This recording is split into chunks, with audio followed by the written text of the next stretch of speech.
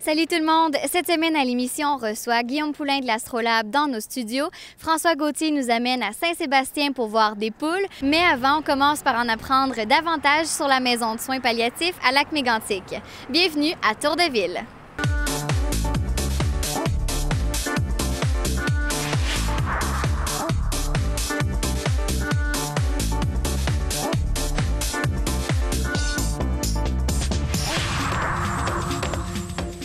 On en avait parlé le mois dernier avec la mairesse de Lac-Mégantic de ce nouveau projet de maison de fin de vie.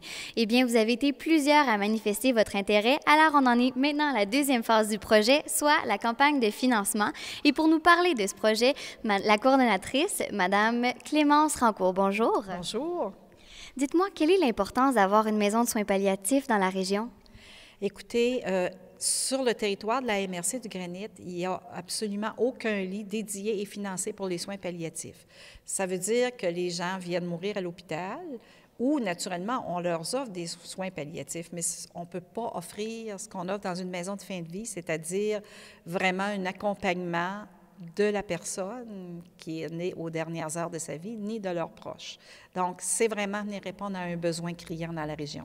Et les autres étaient beaucoup plus loin, donc à Sherbrooke, je crois, dans... Oui, il y en a une à Sherbrooke, puis il y en a une à Saint-Georges. Et selon le ministère, il devrait y avoir une maison de fin de vie à moins d'une heure de route de chez soi. Donc, encore là, on répond aussi à un critère essentiel, c'est que ce soit assez rapproché du milieu de vie des gens. Et vous nous l'avez expliqué, mais pouvez-vous rentrer plus dans les détails? Une maison de fin de vie, c'est pas une résidence pour personnes aînées, c'est vraiment une maison soins palliatifs. Oui, ça veut dire que les gens qui vont venir à la maison de fin de vie du Granit, ce sont des gens qui sont diagnostiqués comme en étant en phase terminale, donc une espérance de vie de 3 mois et moins. Donc, on comprend bien qu'on va là à partir du moment où il n'y a plus de soins curatifs possibles et qu'on sait que, bon, la personne est rendue à la dernière étape de vie, vraiment. C'est un endroit pour se laisser aller. C'est un endroit pour être bien accompagné, c'est un endroit pour profiter au maximum du temps qui reste, de profiter de l'accompagnement de nos proches, de les aider, eux autres aussi, à se préparer à dire au revoir. C'est avec un personnel aussi qui est prêt à faire face à tout ça? Bien, absolument. C'est du personnel formé. Il va y avoir des gens rémunérés, mais tout un réseau de bénévoles aussi qui va permettre de faire cet accompagnement-là. Et les bénévoles, il va y en avoir à tous les niveaux, au niveau de la cuisine, de l'entretien, du soin aux malades. Bref, il y a une place pour tout le monde. Puis pour la maison de fin de vie, il va y avoir combien de lits exactement? La maison de fin de vie va avoir 6 lits pour les personnes pour les malades, et 2 lits pour les familles qui vont vouloir accompagner leurs malades, mais qui veulent rester sur place. Donc, tout a été pensé pour le confort des uns et des autres. Et là, vous venez de démarrer la campagne de financement le 8 novembre dernier, puis ça se poursuit jusqu'au 31 décembre, et vous avez un bel objectif, 450 000 $. De quelle façon allez-vous réussir ce projet? Écoutez, la première façon qui va permettre de réussir, c'est que depuis le début, c'est un projet qui rallie la base. Donc, monsieur et madame, tout le monde aime ce projet-là, se sentent concernés, le veulent, nous le disent et le signifient. Donc, c'est juste un pas de plus pour permettre aux gens de s'approprier le projet, mais bien sûr pour permettre aussi de continuer la démarche d'installation. Et vous dites s'approprier le projet, c'est pas pour rien, c'est parce que c'est ma parcelle, notre maison. Pouvez-vous m'expliquer le principe des parcelles, s'il vous plaît? Écoutez, on veut vendre 18 000 parcelles de terrain. Là, on les voit ici, un plan élargi. Oui, c'est sûr que 18 000 parcelles qu'on retrouverait dans le contour ici, c'était pas possible. Oui, donc on a regroupé, chaque carré représente une parcelle. Il y a 50 parcelles, c'est-à-dire chaque carré regroupe 50 parcelles de terrain. Et à mesure que l'argent va rentrer, on va venir comme à la manière d'un casse-tête mettre des morceaux qui, à la fin, va illustrer notre logo, qui sont des oiseaux en vol et qu'on retrouve d'ailleurs ici. Là, ils sont complètement partis là, parce qu'on a tout réussi. On est rendu à notre 450 000 d'objectifs. Donc, le prix, c'est 25 $ du billet. On voulait que ce soit accessible à tous, donc avec possibilité de crédit, de reçu pour frais d'impôt. Et Madame Rancourt, j'aimerais que vous m'expliquiez pourquoi, parce que je trouve l'idée vraiment excellente d'y aller de cette façon-là, et pourquoi avez-vous pensé à cette manière de faire? Écoutez, c'est que présentement, on vient d'acquérir le terrain. Nous, on a beaucoup la foi, donc on a acheté un terrain, pas d'argent pour le payer, mais on s'est dit, c'est pas grave, l'argent va venir au bon moment. Et c'est ce qui est en train de se faire, parce que déjà, au lancement de la campagne, on a eu un don anonyme de 14 000 $, donc c'est un bon départ pour nous aider. C'est aussi qu'on veut se démarquer. On sait qu'il y a beaucoup d'organismes communautaires dans la région et tout le monde a des bonnes causes. Oui. Ils sont toutes valables, c'est toutes des gens qui travaillent bien. Donc, on ne veut pas aller prendre des manières de levée de fonds qui existent déjà. On ne veut pas être en compétition, c'est autre chose, oui. Puis on veut solliciter les gens différemment. Puis ainsi, j'imagine, les gens vont s'approprier un peu leur terrain, comme vous l'avez dit plus tôt, et seront plus incités peut-être à se servir de cette maison de fin de vie-là quand ils vont en arriver à ce moment. C'est exactement ça. On espère que les gens, ils vont acheter leur parcelle, mais aussi qu'ils vont aller voir où ça se trouve le terrain, qu'ils viendront marcher sur ce terrain-là quand il va être aménagé en jardin, qu'ils vont venir voir la maison quand elle va se construire, qu'ils vont participer, qui vont amener leur contribution aussi pour la construction. Parce que la maison va se construire bénévolement par des entrepreneurs en construction majoritairement, mais les gens vont pouvoir venir faire de la peinture, vont pouvoir venir faire des choses. Donc, tout le long, c'est un projet de la base pour les gens de notre communauté. Tout le monde y met son cœur. Oui, et on met la main à la pâte. Et à quel endroit pourrons-nous nous procurer les billets? Il va y avoir plusieurs endroits.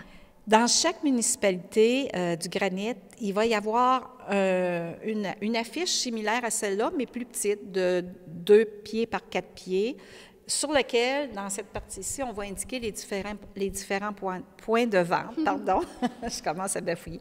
Donc, ça va être facile de les identifier. Chaque région, c'est pas chaque municipalité, c'est des points de vente différents. Puis, il va y avoir aussi beaucoup de personnes qui vont avoir les billets puis qui vont les offrir aussi dans la communauté. Donc, il y a beaucoup d'endroits où on pourra retrouver les points de vente. Absolument, c'est pas un problème. Merci beaucoup. Merci. On parlait de personnes qui aiment s'impliquer. Eh bien, la personne à mes côtés fait vraiment l'exemple. C'est Mme Francine Blais, qui est présidente d'honneur de la Maison de fin de vie.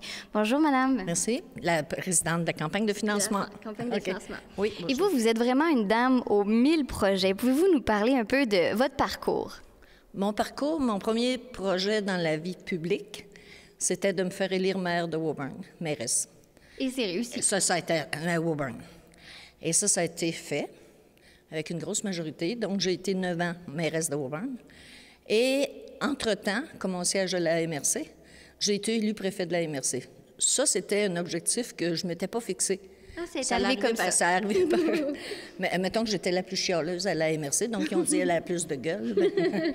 Et ensuite, élue au suffrage universel, en 2001, j'ai remporté la victoire pour être préfet. Et là, c'était officiel, j'étais le préfet de toute la MRC, du monde comme toi, là. Donc ça m'a comme fait beaucoup d'émotions, parce que là, c'est tout le monde qui vote pour toi, là. C'est ça. C'est pas juste les maires, là, tu sais. Fait que ça, c'était une belle réalisation. Moi, ça, je ne m'attendais pas, par exemple. Et en 2005, il y a eu d'autres élections pour le préfet. Je les ai perdues. Mais il n'arrive pas n'importe quoi dans la vie pour rien. Ça, c'était au mois de novembre, et au mois de décembre, j'avais le cancer avancé, parce que je n'avais pas le temps d'aller chez le docteur quand j'étais préfet. Donc, c'était très avancé. Donc, ça fait 6 ans de ça que je combats le cancer, et à chaque fois qu'il y a un projet qui se réalise, j'en trouve un autre. Et je pense que c'est ça qui me tient. C'était un peu la vie qui vous faisait un message de vous reposer, de prendre soin de vous maintenant. Là. Je ne sais pas encore comment me reposer. Non, vous n'avez pas compris. Mais non, c'est vrai, parce que là, vous vous impliquez encore dans ce projet-là. Et comment vous vous approchez pour être la présidente? Clémence m'a commencé par me téléphoner. Ensuite, là, sont venus à la maison. Il était Clémence et Lisette. Et là, ils ont commencé à me présenter. Bien, j'étais au courant du projet, par exemple. Mais je ne pensais jamais qu'ils étaient pour venir me demander d'être la présidente de la campagne de financement. C'est un bel honneur qu'on vous fait. Oui, ça fait que là, ils sont venus me le demander. J'ai accepté sans hésiter. Mais pour moi, c'est pas un honneur, c'est une mission. Quelle est votre mission là-dedans? Ma mission, c'est de inciter les gens à prendre partie de cette maison-là et d'obtenir les résultats que Clémence a dit, 450 000 pour qu'elle se bâtisse. Mm-hmm. Et ça, c'est un projet qui me tient beaucoup à cœur, pas parce que j'ai le cancer. N'importe qui, demain, peut avoir besoin de cette maison-là. C'est pas seulement pour moi, peut-être que je serai plus là, mais qu'elle soit bâtie, je ne sais pas. C'est pas moi la bosse. Mais j'espère être là, par exemple, parce que j'ai assisté 3 personnes à l'hôpital, ce n'est pas la même chose. Vous verriez la différence. Ils ont des bons soins, sauf qu'ils n'ont pas le temps. Ils manquent d'effectifs, donc ils n'ont pas le temps. Et c'est pas la même mission, l'hôpital et une maison comme ça. C'est ça. Ma belle-mère est décédée à la maison Catherine de Lompré, Saint-Georges, cet hiver. Et elle se faisait coiffer. Tu sais, tu peux pas faire ça à l'hôpital. Là. Non. C'est que les gens sont là pour vous. C'est c'est comme une maison de famille, Oui, dans le c'est fond. ça. Puis il y a de la place pour toute la famille aussi. C'est ça. Et là, j'ai un de mes beaux-frères qui est à la maison Catherine de Lompré, là. Je sais pas pour combien de temps, là, mais tu vois là, que c'est important. Ici, on n'en a pas. Se rendre à Sherbrooke, c'est 1 heure et quart. Ça fait beaucoup de route. On a assez de voyager à l'hôpital sans voyager pour notre dernier repos. Oui, c'est vrai. Mais moi, j'appelle ça, c'est marqué maison fin de vie. Pour moi, c'est une maison de transition parce que je crois à la vie après la vie. On n'est pas sur la terre pour rien, là. C'est bien dit. Oui, moi, c'est une maison de transition. Je sais que ce ne sera pas le vrai nom, un coup qu'elle va être bâtie, là. Mais ça, j'ai accroché tout de suite quand on en a entendu parler. Et c'était un monsieur qui était très au courant de ce projet. Et de quelle façon, vous comptez vous impliquer? Moi, je vais vendre personnellement des parcelles et je vais dire au monde de s'impliquer. Mon intention, c'est d'impliquer le plus de... Donc, j'ai l'intention d'aller à la MRC, au Conseil des maires, et dire, regarde, vous êtes des ambassadeurs. Oui. Sortez et dites-le. C'est très important. C'est pour tout le monde. C'est pour tout le monde. C'est pas juste pour moi. J'espère. Puis Non, c'est pour tout le monde. Jusqu'à maintenant, ça se passe très bien. Déjà, vous avez à peine commencé à en parler, puis les gens viennent à vous. Moi, pour ma part, j'en ai au moins 14 de vendus, puis c'est juste depuis... c'est dans la tribune qui ont vu le reportage, et j'en ai déjà 14 de vendus. Et il y a une madame qui m'a téléphoné. Elle dit, regarde, moi, je vais passer par les maisons. Et là, il y en a plusieurs de vendus à date, mais on n'avait pas les billets. Donc, aujourd'hui, il faut que j'y apporte les billets. Donc ça va vous aider aussi. Oui, oui. Mais merci beaucoup d'être venu à l'émission, puis on vous souhaite la meilleure des chances dans votre campagne de financement, puis de prendre soin de vous aussi, c'est ça l'important. Et on rappelle aux gens d'être généreux, c'est votre parcelle aussi, et les billets, en fait, votre parcelle, 25 $, c'est ça? C'est ça, mais vous pouvez en acheter 4, vous pouvez en acheter 5, vous pouvez en acheter 10, L'infini. si vous voulez. À l'infini. Merci beaucoup. Merci.